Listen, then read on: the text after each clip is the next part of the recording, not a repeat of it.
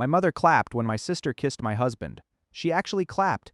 She did it in my kitchen on my birthday, while my children were upstairs watching a movie. I thought that was the moment my life broke. I was wrong. My name is Julia. I'm 34 now. My sister Erin is 31. Growing up, Erin was what people politely call magnetic. That is the nice word. The real word is hungry. She wanted eyes on her all the time. My mother loved that. She called Erin vibrant. She called me dependable. That sounds sweet once. It feels like a curse after 20 years. Vibrant got attention. Dependable got work. Vibrant got excuses. Dependable got expectations. If Erin forgot a birthday, my mother said she was scattered. If I forgot anything, my mother said I was selfish. If Erin spent too much, my father said she was young.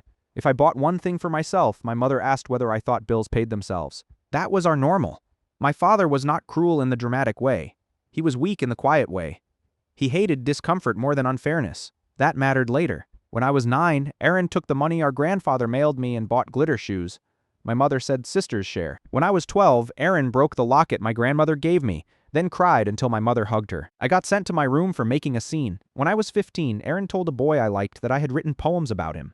I had not. He laughed in my face for 2 weeks. At dinner, Erin asked if I was okay in the same soft voice she used with teachers. That was the trick. She hurt you, then offered sympathy before you could bleed properly. By high school, I had one rule. Do not react in public. If I cried, Erin looked confused. If I got angry, my mother looked embarrassed. If I stayed quiet, people called me mature. What they meant was useful. The only person who saw the whole pattern was my Aunt Bev, my dad's older sister. She lived in a narrow white house with a vegetable garden and far too many ceramic birds on the porch. Her house smelled like coffee, peppermints, and old books. When I was little, I spent Saturdays there helping her snap beans and sort coupons into envelopes. She watched people closely. One afternoon, when I was 16, Erin had just screamed because my mother would not let her borrow the car. 30 minutes later, my mother handed her the keys anyway. I was at Aunt Bev's table peeling potatoes too hard. She looked at my hands and said, "You're peeling those like they lied to you." I laughed. Then I cried. I told her I hated who I became around my own family. She put down the knife and said, "No, honey, you hate the role they keep assigning you." I never forgot that. The role they keep assigning you. That was exactly it. In my family, I was always assigned a role. Responsible one, calm one, reliable one. The one who cleaned up and smoothed things over and stayed grateful that anyone noticed. Aunt Bev saw me. My mother hated that she did. If Bev praised my grades, my mother said Erin was more social. If Bev praised my work ethic, my father said Erin had natural spark. Praise in our family worked like rationing. If I got any, someone rushed to increase Erin's share. I left for college at 18 and nearly did not come back. I got a scholarship to a state school 4 hours away. It was not glamorous. It was mine. I studied communications and project planning because I liked order and clear outcomes. Lists calm me, so do budgets. Numbers do not cry when caught. I worked nights at a hotel desk and learned how to smile on 4 hours of sleep. That was where I met Nathan. He was not flashy. He was not loud. He had kind eyes, tired shoulders, and a habit of listening all the way to the end of what I said. The first time we talked, I was venting about a nightmare wedding booking, and he smiled and said, "You don't panic. You sequence." No one had ever noticed me kindly like that before. We dated for 3 years. Not perfect years, real ones. Cheap pizza, long drives, shared bills, laundry fights, secondhand furniture, morning coffee and chipped mugs. That is how I knew it mattered. Then I made my mistake. I brought him home too often. The first Christmas he spent with my family. Erin smiled too brightly. She asked him endless questions. What kind of girls had he dated before me? Was he always this quiet? Did he ever get bored of serious women? Everyone laughed. Even Nathan smiled politely. Under the table, my hands shook. I knew that tone. Erin was not joking. She was circling. After that, strange things started happening. Nathan brought up private stories from my childhood I had never told him. Embarrassing ones. The time I threw up before a piano recital. The time my mother made me wear Erin's old dance costume to a school event because no one will notice. When I asked how he knew those things, he said Erin told him I asked her to stop. She laughed and said, "Relax, he should know the full you." That line sat in my chest like a splinter. Then Nathan started canceling plans because Erin needed help. A flat tire, a work problem, a bad date, a panic attack, always something. I told myself I was being paranoid. That word was buried deep in me by then. Paranoid, difficult, too sensitive. It kept me from naming the truth until it had already made itself at home. But Nathan did not betray me then. That is important. Not yet. He apologized when I called it out. He blocked Erin for a while. He got better for years. He got better. We got married at 28. Simple ceremony. Small guest list. My mother cried in the front row like she was witnessing a miracle she helped build. Erin wore blush pink and somehow still managed to look like she thought she was the bride's understudy. Nathan and I bought a small house 2 years later. Then we had twins, Lena and Max. Life got louder, more ordinary, more tired, also more real. Diapers, bills, half-finished coffee, laundry mountains, preschool colds, sticky kitchen floors. There is a kind of love that grows stronger inside exhaustion. I believed we had that. I believed a lot of things. Erin drifted in and out of our lives as she always had: loud entrances, messy exits, jobs that ended badly, men who turned crazy the moment they asked her for accountability. My mother still rescued her, still paid rent, still said Erin just had a tender heart. Tender heart, that phrase could have funded a small country with all the damage it covered. Things got worse when my father died. Heart attack, fast, no warning. My mother collapsed into need after that. Real need in some ways, performative need in others. She called me constantly about paperwork, groceries, doctors, her roof, her loneliness, her taxes, her grief. I helped because some parts of me still answer to crisis automatically. Erin helped by posting black and white selfies with captions about losing your hero. That was our division of labor. At first, Nathan supported me beautifully. He watched the kids when I ran errands for my mother. He fixed her sink. He drove her to one appointment when I had a fever. He did what good men do when life suddenly widens. Then my mother started praising him too much, and Erin started texting him too casually. At first it looked small, a recipe question, a joke about my mother's drama. A thank you for helping with a bookshelf, I noticed. Then I did what I had trained myself to do for most of my life. I minimized, I told myself families blur. I told myself I was tired. I told myself 2 kids and grief and work had made me suspicious. Then one Saturday I walked into my mother's den and heard Erin laughing. She was sitting on the couch beside Nathan, leaning too close. Not touching. Just close enough to make me cold. When she saw me, she smiled and said, "We were just talking about how impossible mom can be." Nathan looked embarrassed. He shifted away a little. My mother from the kitchen called out, "Those 2 get along so well. It's nice." Nice. That word nearly made me laugh. A few weeks later, Erin started dropping by our house more often. Always around dinner. Always with wine or cookies or some little thing she thought made her presence feel casual. She would sit at our island and tell stories while I packed school lunches or folded tiny socks.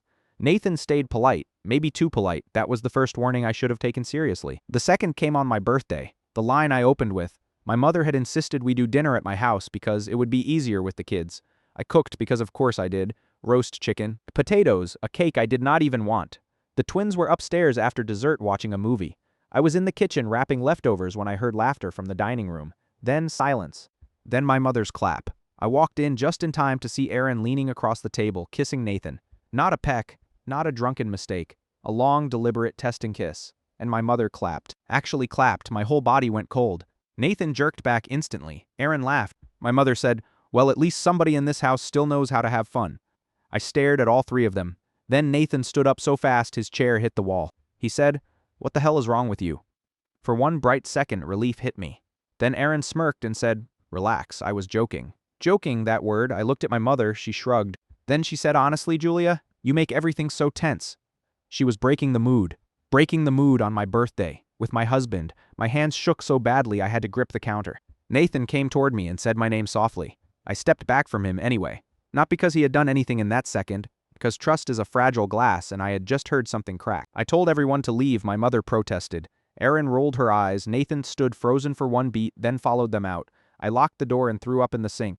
That night, Nathan slept in the guest room. Not because I told him to. Because he knew the next morning, he handed me his phone and said, "Look at whatever you want." I did, and there they were. Months of messages from Erin Flirty, testing. Then sharper jokes about me being boring. Jokes about how marriage must be a lot of scheduling. Late night messages. Deleted ones I could still partially see from backup previews. Nathan had not flirted back the way she had, but he had not shut it down hard enough either. That mattered. He answered too politely. Too carefully. Too much like a man who did not want discomfort. I sat on the floor of the laundry room reading those messages while the dryer thumped beside me. My chest hurt. My throat hurt. My whole body felt bruised from the inside. Nathan sat on the floor across from me and said, "I thought ignoring it would keep it small." There it was. The family religion, keep it small. Keep it quiet. Keep the peace. I laughed once. Then I said, "That is how things grow in my family." He started crying then. Real crying, messy, ashamed crying. I believed it. That was the problem. I believed he was sorry. I just no longer knew if sorry could carry that much damage. Things did not explode right away. They got quieter, more brittle. Nathan cut contact with Erin completely, blocked her, showed me, changed his password, started therapy without me asking. All good things. Still, trust does not regrow because someone suddenly behaves like a decent person after stepping on your throat. Meanwhile, my mother acted offended. She called me 2 days later and said I had overreacted. She said Aaron had been grieving and playful. She said Nathan should be flattered. Flattered. I nearly dropped the phone. Then she said the line that changed everything. You always hoard the good things and then act shocked when someone else wants a turn. A turn at my husband, my house, my life. For 1 second I could not even speak. Then I said, do not call me again unless it is about legal paperwork. She laughed like I was being dramatic. Then she said, oh please, you're not going to cut off your own mother. I hung up. That was the first clean boundary I had ever given her. It felt like ripping skin and breathing fresh air at the same time. A week later, Aunt Bev fell and broke her wrist. I drove to help because of course I did. She sat in urgent care with a sling and looked at me for 1 long second before saying, well, I assume the clapping means your mother has finally lost the last working piece. I laughed for the first time in days. Then I cried in the parking lot afterward. I told her everything, the kiss, the messages, my mother's line about taking turns. Aunt Bev listened without interrupting. Then she said, stop treating this like one weird night. This is a system. That line changed something in me. Because she was right. It was not one weird night. It was the latest step in a system I had been trained to survive. Later that month, my mother's landlord died. This matters because she had been renting the same little house for years from an old family friend at a low rate. When he died, the property passed to his son who planned to sell. My mother panicked, not because she was helpless, because she had never planned to stand alone. Then she got an idea, an awful one. Aunt Bev called me after my mother's next visit and said very carefully, your mother asked if my house would ever be available. I froze. Bev went on. She said my mother had suggested that since Bev had no children, maybe it would be practical to keep the property in the family by letting her and Aaron move in later. My stomach dropped so hard I had to sit down. Aunt Bev laughed once. Then she said, I told her I would burn it down first. I loved her for that. Still, I also understood something. My mother and Aaron were already circling a new target, Aunt Bev's White House and the small rental duplex she owned behind it. I knew enough about their patterns by then. Where there was grief, they smelled leverage. Where there was property, they smelled destiny. 2 months later, Aunt Bev had a stroke. Not a fatal one, a cruel one. It left her weak on one side and unable to drive. That was when everything truly shifted. I moved into the spare room at her house with the twins part-time because I refused to leave her alone. Nathan helped with the kids and still slept at our house. We were not separated. We were not okay either. We were suspended. Meanwhile, my mother and Aaron started visiting Bev more often, too often. Always with soup they did not cook. Always with concern that sounded rehearsed. One afternoon I walked in from the pharmacy and heard Aaron saying, I just worry Julia is overwhelmed. She gets controlling when she's stressed. I stopped in the doorway. Aaron turned and smiled like she had not just cut me. Aunt Bev did not miss a beat. She said, if Julia controls anything here, it is because someone else keeps trying to crawl into the steering wheel. I almost laughed. Aaron did not stay long. A week later, my mother brought up wills, casually, over tea, like she was discussing weather. Aunt Bev looked at her and said, if you keep talking about my death before dessert, I will change my entire will out of spite. My mother laughed too loudly, but her eyes changed. That was when I knew this was not just old family cruelty. This was a plan forming. Aunt Bev called her attorney 2 days later. A woman named Carla who wore red lipstick and never smiled unless she meant it. I sat in on the meeting because Bev asked me to take notes. That was when I learned the full truth. Aunt Bev owned not only the White House and duplex, she also still held a significant stake in the small marina lot near the lake that had been in the family for years. It was worth far more than anyone guessed. I stared at the paperwork until the words blurred. Then Bev looked at me and said, before you ask, yes, I'm leaving most of it to you. My throat closed. I asked why. She looked offended. Because you show up, she said. That sentence hit me so hard I had to look down. Because you show up. No one in my family had ever rewarded that before. They had only used it. Carla told Bev to keep the details private. I wish that had worked. It didn't. A month later, Aaron found out enough to get dangerous. Not from me, from snooping. She had gone through Bev's desk while pretending to look for a charger. She was never looking for what she said she was looking for. That Sunday, my mother arrived with Aaron and a man named Luke I had never met. Apparently Aaron's newest boyfriend. He had shiny shoes, loud opinions, and the exact smile of a man who thinks inheritance makes him entrepreneurial. The kitchen felt wrong the second they sat down. Too bright, too polite. At first there was small talk. Then my mother put down her cup and said, we hear there may be updates. Bev did not blink she asked. Aaron smiled and said, Mom just means the family. Bev took a sip of tea. The family did not earn this house, she said. I did. The room changed right there. My mother's smile tightened. She said she only wanted fairness, that almost made me laugh. Fairness had never mattered when Aaron took my time, my peace, or tried to take my marriage. Then, Luke started talking about the marina lot. He said he had ideas, resort ideas, event space ideas. My whole body went still. There it was. Not grief, not care, a development fantasy, built on a still-living woman in a sling. I started to speak, but Bev beat me to it. No, she said. Just that no. Luke laughed like he thought it was a negotiation. Bev did not laugh back. Then she said, Julia has invested time, labor, and love. The rest of you have invested appetite. Those are not equal. No one spoke after that. My mother left early, taking the pie she brought with her. On the drive home, she left me a voicemail by accident. I heard her tell Aaron, "She's always calm in a way that makes other people look cruel." That line stayed with me. I had spent years trying not to be difficult, and somehow even my silence accused her. After that dinner, everything turned colder. My mother stopped asking how Bev felt.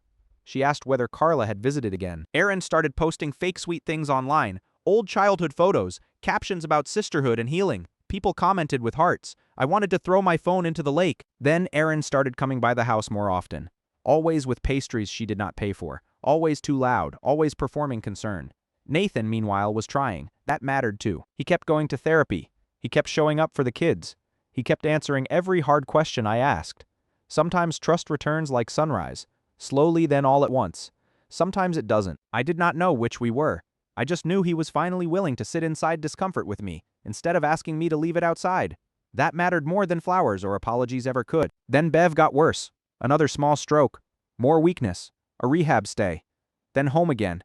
I spent more nights sleeping on the couch than in my own bed that winter. The twins thought the White House was an adventure. That almost broke me. Children can make pain look soft just by loving inside it. My mother came twice and complained about parking both times. Aaron came once, took a selfie while Bev slept, and called rehab food criminal. I made her delete it. She rolled her eyes and said I was impossible. That winter, Bev got serious about paperwork. Carla came twice more. The second time, she asked me to take notes. That was when I learned the full structure. Not only was I getting the house, most of the duplex income rights, and the marina stake. Bev had also written a letter to be read privately by Carla if anyone contested the decisions. That letter mattered later. Bev died in February. There is no elegant sentence for that. One day she was there, the next day the house sounded wrong, too quiet. I remember the kettle, the hall runner, the cardigan over the chair. There are losses that take your breath, and there are losses that take your witness. Losing Bev was the second kind. The funeral was small. I wanted it that way. No giant arrangements, no dramatic music. Just people who had actually loved her. Then came the will reading. That was where the real war began. It happened in Carla's office 2 days later. My mother wore gray in outrage. Aaron wore black silk and practiced grief. Luke came too, which told me everything.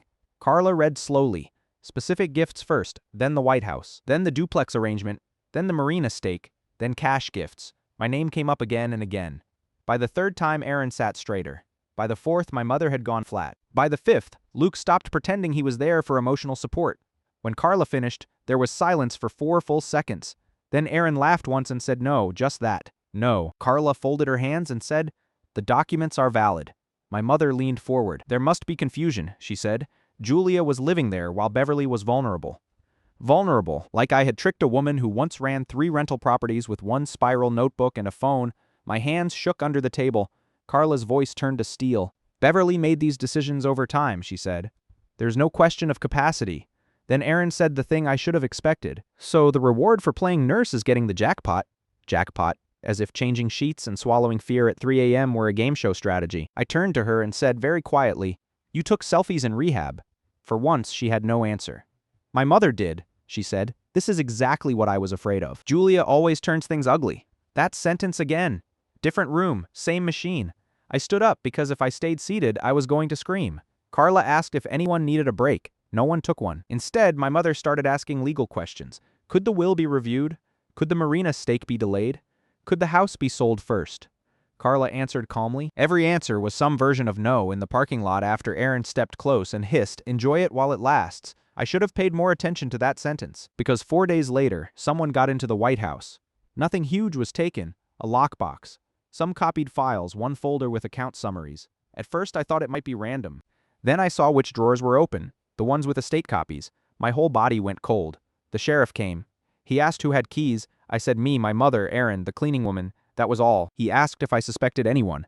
I froze. I wanted to say yes. Saying it out loud felt like crossing a final line. So I said, "I don't know." That was true in the weakest possible way.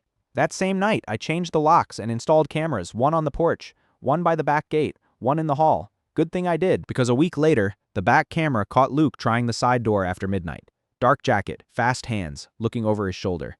He tugged twice, swore, and left. I watched the clip 7 times, then an 8th. Proof feels almost holy when you've spent a lifetime being trained to doubt your own eyes. Carla took a copy. The sheriff took one too. Nothing dramatic happened right away. Apparently, one failed entry does not move mountains. But it mattered, because from then on, they could never make me doubt the pattern again. The final legal twist landed 3 weeks before my rescheduled anniversary party. Yes, not a wedding. Nathan and I had not renewed anything publicly, but we had decided to try again, quietly, and celebrate with a small backyard recommitment dinner. It mattered to the kids. It mattered to me. Maybe that sounds strange. Life is strange. Carla called one Friday afternoon and asked if I was sitting down. I was not. I sat. She said the typed amendment was not the only thing. Someone had also contacted the title company tied to the White House using a fake email domain that almost matched her office. Almost sloppy enough to fail, close enough to scare. The clerk got suspicious and called Carla directly. That one small act may have saved me months of hell. My vision narrowed when she told me. This was no longer vague family cruelty. This was active fraud built on the assumption that I would be too tired to fight. I was tired. That was true, but I was also done. The police got more involved after that. Carla got sharper. Nathan changed passwords, backed up files, and installed another camera by the sidewalk. Then one more thing surfaced. Lena sent me screenshots from a private group chat she got through a friend of Luke's. Aaron had bragged there about the anonymous post, about Luke trying the side door, about keeping Julia tired, and then the line that made me sit down on the kitchen floor. Mom says Julia always pays if the room gets uncomfortable enough. There it was. My whole life in one sentence. Make the room uncomfortable enough. Push until Julia smooths it over. Push until Julia apologizes. Push until Julia pays to stop the noise. I stared at that screenshot until my vision blurred. Then I stopped crying. Something in me had moved past grief into certainty. The recommitment dinner morning came clear and cold. The White House looked beautiful. String lights, wood tables, ceramic birds still on the porch. No priest, no fake grandeur. Just people who had earned the right to witness something real. For 1 full hour, I felt peaceful. Then Lena looked out the upstairs window and said very carefully, "Julia, they're here." My stomach dropped. Then she added, "And Erin brought flowers again." Of course she did. I walked to the window and looked down.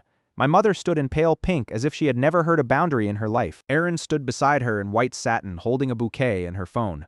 Luke leaned against the gate like he was there for free tickets.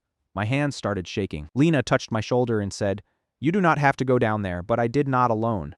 Nathan came with me, so did Carla. At the front gate, my mother was already crying. Erin saw me and raised the flowers like an offering. That almost made me laugh. She said loudly, "I just wanted to fix this before your big night a stage.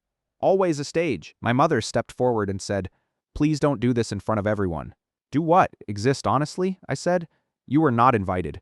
Erin's eyes filled instantly. That speed still amazes me. Then she delivered the line she had clearly rehearsed. "I know you hate me, but I can't lose my sister too." Guests had started gathering on the porch and in the yard. I could feel eyes. Old panic rose. The old instinct said, keep it small, keep it private, do not embarrass the family. Then I looked at Nathan, then Lena, then Carla, then the porch where Bev had told me the truth for years, and something inside me settled into place. Not rage, clarity. I said loud enough for the yard and porch to hear, "You stole from me for years. Tried to steal Bev's estate, filed false reports, forged documents, sent Luke to break into her house, kissed my husband on my birthday, and kept pushing, because you thought I'd split everything to buy silence. Leave, silence, real silence." Erin's tears stopped for half a second. My mother went white. Luke stared at the bouquet. Then my mother recovered and said, "How dare you say that here?" Carla stepped forward before I could answer. She said, calm as winter, "She says it because there is evidence." That changed the room. Erin lowered the flowers a little. My mother looked around and realized the audience was not automatically hers. Then Erin did what she always did when cornered. She attacked. She pointed at me and shouted, "You always thought you were better than us. Bev only left you things because you manipulated her when she was dying." Old pain hit first. Then something stronger rose behind it. Not shame. Not this time. "Truth," I said. "Bev trusted me because I showed up. You showed up for property." A sound moved through the guests behind me. Not quite a gasp, more like recognition. Then, in full panic, Erin made the worst mistake of her life. She shouted, "If you'd just split it, none of this would have happened." There it was, public, clean, unhidden. A confession shaped like a complaint. I watched understanding move across the faces around us. My mother closed her eyes for 1 second. Luke whispered, "Erin, too late, way too late." Then Nathan did something I did not expect. He stepped forward and said loudly, She doesn't owe any of you a single thing." The whole yard went still. Erin looked at him like he had slapped her. My mother looked shocked. For years I had wanted a man to choose truth beside me in discomfort. In that moment, Nathan finally did. It did not erase the past, but it mattered. Then my father appeared from the driveway. Yes, he had stayed by the car, of course he had, half hidden, close enough to hear, far enough to avoid cost. But now he stepped into the open and said, "Stop." Not soft, not tired, sharp. Everybody froze. He looked at my mother and said, "You taught her this," and I let it happen. I had never heard him speak that honestly in my life. My mother looked furious and frightened all at once. She said, "This is not the place." He said, "No, this is exactly the place, because you used every other one." Then he faced me in front of everybody and said, "I'm sorry, just that, no excuse, no speech, no softener." I did not forgive him in that second. Life is not that neat, but I believed him, and that mattered. The planner opened the gate wider and said, "They need to leave now." Two of Nathan's brothers stepped closer too, not threatening, just solid present. My mother grabbed Erin's arm. This time, Erin let herself be pulled at the gate. She turned back and said, "This isn't over." And for the first time in my life, I smiled at her without fear. I said, "Yes, it is." They left, all of them. The yard stayed quiet for one long beat. Then Lena clapped once and said, "Okay, great, let's do the nice part." Everyone laughed, real laughter, the kind that releases pressure instead of hiding it. I laughed too, though tears were on my face. Then Nathan and I stood under the string lights with our children beside us and promised to rebuild something honest. It was the truest night of my life, not because it erased anything, because it finally stopped pretending. After that, things moved quickly. The fake amendment, false report trail, break-in footage, copied key issue, screenshot folder, public confession, and fake title email stopped looking like family drama and started looking like what they were: fraud, harassment, unlawful entry. I'm keeping those parts simple. What matters is that paper trails matter, screenshots matter, voicemails matter, truth likes records. My mother somehow stayed out of the worst consequences through careful denials and expensive counsel. Erin did not. Luke vanished within months. Apparently, greed is not as sexy when paperwork gets involved. The gossip flipped exactly the way gossip always does when facts arrive. People who had quietly believed I was cold suddenly had kind things to say. I did not need them to. That was new, not needing the late rescue. My father started therapy. Again, I am not writing a fairy tale. He did not become brave overnight, but he started telling the truth in smaller rooms. Once, months later, while helping me repaint Bev's old guest room, he said, "I spent years thinking quiet made me decent. I think it just made me useful to the loudest person in the room." I said, "Yeah." We stood there with paint on our hands and let that be enough. The White House became mine fully by the end of that year. I kept the ceramic birds. I kept the garden. I kept Bev's pantry labels and her ugly yellow teapot and the peppermint bowl by the couch. Nathan moved back in slowly. That mattered too. Not because marriage should survive everything, it shouldn't. Because he finally learned that peace built on my silence was not peace at all. Trust returned the way spring does slowly. Then all at once, a year has passed now. I'm writing this at Bev's kitchen table while the twins argue quietly over crayons in the next room, and Nathan burns toast because he is pretending to multitask. There is coffee on my desk. There is rain at the windows. There is a framed photo near the doorway of us under the lights with our kids between us and no false smile anywhere in sight. Every now and then, someone asks if I regret exposing everything so publicly that night.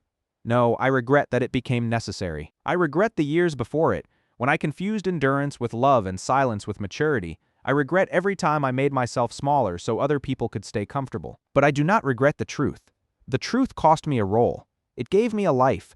That trade was worth it. The strangest part is this. For years, my mother acted like I was hard to love because I noticed too much.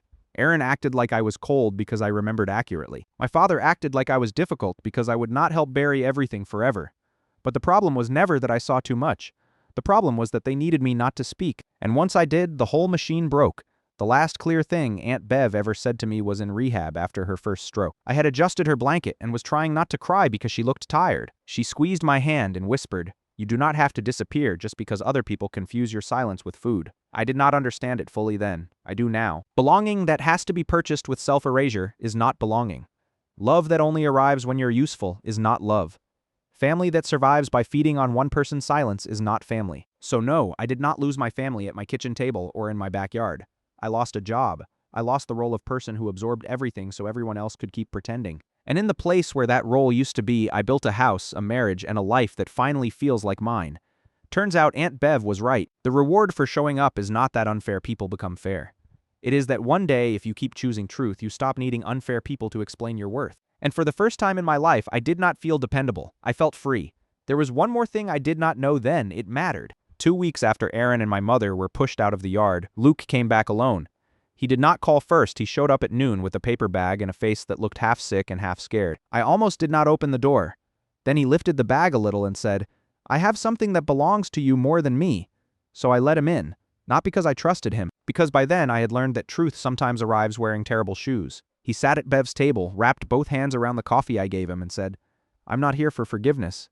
Good, that made two of us. Then he reached into the paper bag and pulled out a small tablet, a legal pad, and a stack of printed screenshots. My whole body went still. He said Aaron had been using his tablet for months because hers had a cracked screen. After the wedding, when she came back to his place furious and drunk, she forgot to log out of a backup email account. He found drafts, saved attachments, a scanned copy of the typed amendment, and one note she had written for herself. I took the legal pad page from him and felt my pulse in my throat. It was a to-do list, not polished, not vague, a real one. It said, push mom to cry more in public. See if Nathan still feels guilty enough. Use Luke for side door again if needed. Get Julia tired enough and she'll split it. Mom says she always folds if the room gets bad enough. There it was again. My whole life in one sentence. Get Julia tired enough. Push until she pays. Push until she apologizes. Push until she makes everyone else comfortable. Luke looked at me and said, I knew she was mean. I didn't know she was organized. That line hit me hard. Cruel is one thing. Organized cruelty is another. I asked why he was giving me this now. He laughed once. Then he said, because she didn't love me either. She was rehearsing on me. That was one of the truest things anyone ever said about Aaron. People like her practice on whoever is closest. Then they call it charm. He also gave me screenshots from a group chat between Aaron and my mother. Not years of messages. Just enough to matter, enough to make my stomach go cold. One message from my mother said, if Julia thinks people are watching, she'll pay to make the embarrassment stop. Another said Nathan was always too soft. He could have been useful if she'd stayed tired. Useful. That word sat in me like a stone. Nathan was not a husband to them. I was not a daughter. We were tools that either worked or stopped working. I sent copies to Carla immediately. Then to the sheriff. Then I put the originals in the fireproof box with Bev's note. Luke stayed another 10 minutes, long enough to say he was moving out of town. Long enough to say he knew I had no reason to care. Long enough to finally look ashamed. At the door, he said, you don't owe me anything. I said, you're right. Then he left. I never saw him again. The new screenshots changed everything. Not overnight. Real consequences rarely move as fast as lies, but they tightened the whole pattern. The fake amendment, the false report, the side door attempt, the anonymous neighborhood post, the blocked number call to Nathan, the pressure before my backyard dinner, the public confession in front of witnesses, and now the messages. Together, they looked exactly like what they were. A strategy that mattered, because my whole life had been built inside their favorite defense: misunderstanding, stress, bad timing, a joke taken wrong, a grieving sister, a worried mother, a family under strain. There's no misunderstanding in a written plan to make someone so uncomfortable they surrender. There's only intent. About a month after that, my mother called from a number I did not know. I answered because I thought it might be the twins' school. It was her. She started crying before I said anything. Real crying, maybe, or fear with her. It was always hard to tell. She said everything had gotten out of hand. She said Aaron had gone too far. She said she had only been trying to keep the family together after my father died. Keep the family together. That phrase almost made me laugh. Together for whom?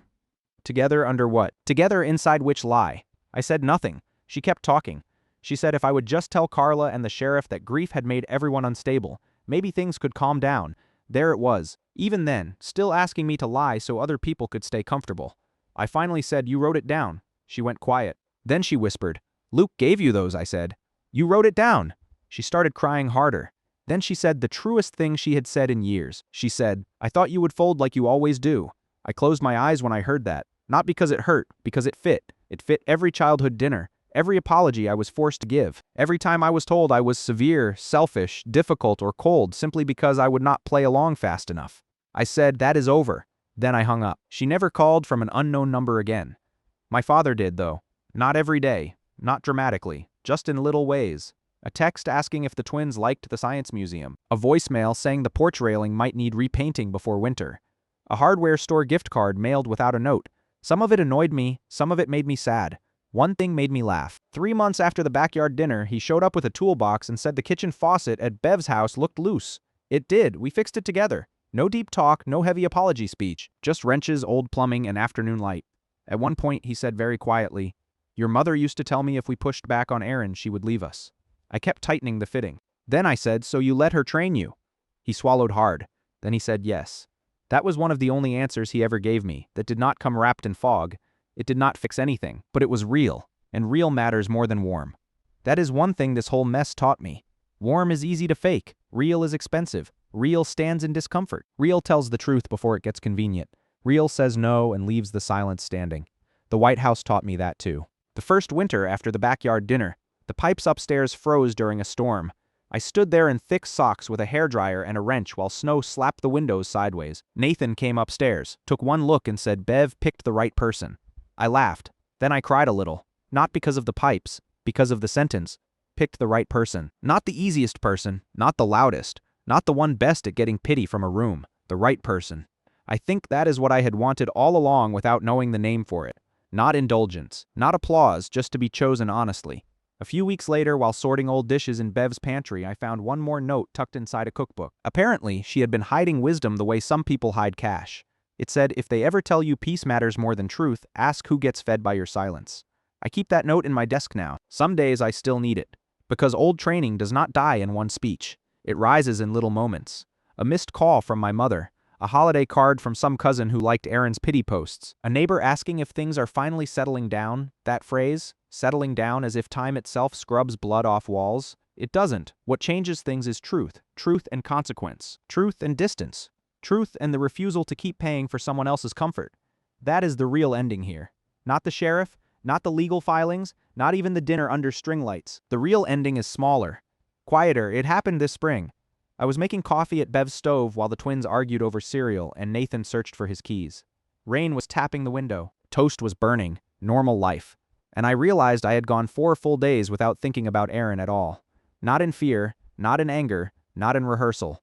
4 full days. I just stood there with the kettle in my hand and thought, oh, this is what freedom feels like when it stops being dramatic and becomes ordinary. That may be the best part. Freedom is not always fireworks. Sometimes it is forgetting to brace. Sometimes it is hearing your own thoughts arrive without interruption. Sometimes it is making coffee in a kitchen that no longer echoes with other people's demands. I used to think justice would be louder than this. I thought it would be one perfect courtroom moment, one perfect confession, one room full of people finally saying I was right.